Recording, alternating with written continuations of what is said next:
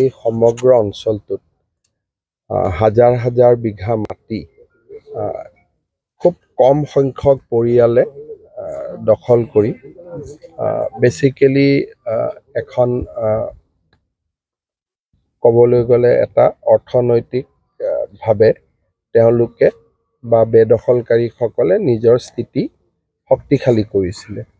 ইয়াতে এটা বস্তু দেখা যায় যে কোনোবা মানুহৰ মাটি নাই কাৰণে ইয়াত অহা নাই, কাৰণ তেওঁলোকে সাধাৰণতে আমি ভূমিহীন মানুহক 3 বিঘা মাটি দিওঁ, 2 বিঘা মাটি দিওঁ, কিন্তু ইয়াত একোগৰাকী পৰিয়ালে 300 বিঘা, 400 বিঘা, 200 বিঘা এই ধৰণে ভূমি তেখেতসকলে অধিগ্ৰহণ বা তেওঁলোকৰ দখলত ৰাখিছিলে। স্বাভাৱিকভাৱে মই ভাবোঁ যে ইয়াৰ পৰা মানুহখিনি আঁতৰি গৈছে প্ৰায় 70% মানুহ, আৰু মানুহখিনিও মই ভাবোঁ যে অহা 2-3 দিনত আঁতৰি যাব। তাৰ পিছত জিলা প্ৰশাসন আৰু ফৰেষ্ট ডিপাৰ্টমেণ্টে ইয়াতে বিভিন্ন ধৰণৰ অৰ্থনৈতিক কাম কৰিব পাৰিব। নীতি নিয়মৰ ভিতৰত বিভিন্ন ধৰণৰ মূল্যৱান গছ যিখিনিয়ে আমাক বহুতখিনি অৰ্থনৈতিকভাৱে শক্তিশালী কৰিব পাৰিব, সেই ধৰণৰ কাম আমাৰ স্থানীয় ৰাইজসকলে ইয়াত কৰিব পাৰিব, বন বিভাগে কৰিব পাৰিব, আৰু এটা নিয়ম নীতিৰ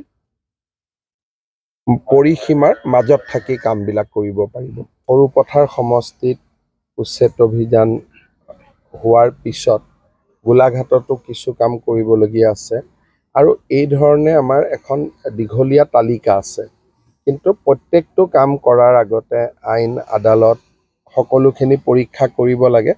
গতিকে আমাৰ চেষ্টা থাকিব এটাকৈ যাতে আমি কামবোৰ খুব সুচিন্তিতভাৱে আমি কৰি গৈ থাকিব পাৰোঁ। আৱেগিকভাৱে যদি ইয়াতো আহক তাতো আহক বুলি গৈ থাকোঁ, কোনোবা দিনা কোৰ্টে কৈ দিব যে আপোনালোক ক'তো যাব নোৱাৰে।